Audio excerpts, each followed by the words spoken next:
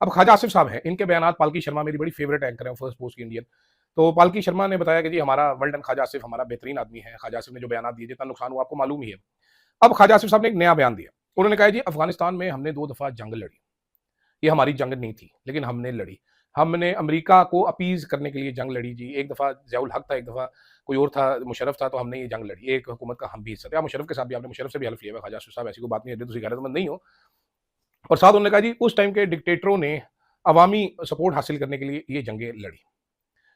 अब इससे आप अंदाज़ा लगा लीजिए कि कुछ अरसे बाद ख्वाजा आसिफ साहब इस जंग के बारे में क्या कह रहे होंगे। ये ज़्यादा मुश्किल नहीं है, अल्लाह ज़िंदगी दे हम सबको, ख्वाजा आसिफ साहब को भी ज़िंदगी दे और ख्वाजा आसिफ के मुँह से ये सारी बातें सुनेंगे। क्यों? मैं किस लिए कह रहा हूँ, पिछले दिनों ख्वाजा आसिफ साहब ने एक जनरल बाजवा के ऊपर एक बयान दिया।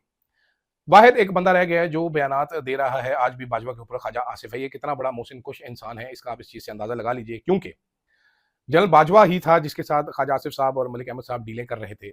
मैं यहाँ तक आपको बता सकता हूँ कि ओजड़ी जो है ना, ओजड़ी बकरे की, गाय की ओजड़ी मुझे कभी नहीं खाई। वो ख्वाजा आसिफ साहब पकवा के राणा तनवीर साहब और ख्वाजा आसिफ साहब जाया करते थे बाजवे के सोरा जी के पेश करने के लिए कि ये ले जी सोरा जी ओजड़ी छिकें और हमें डील दें। तो वो सोरा जी जो है वो बड़े-बड़े जबड़ों में ओजड़ी दबा के खाता था, ख्वाजा जो लेके जाता था और फिर हैं करता था, वहाँ से गालियाँ भी खाते थे, तारीफ़ें भी करते थे उसकी, उससे डीलें भी लेते थे, आज उस पे हमला करते हैं।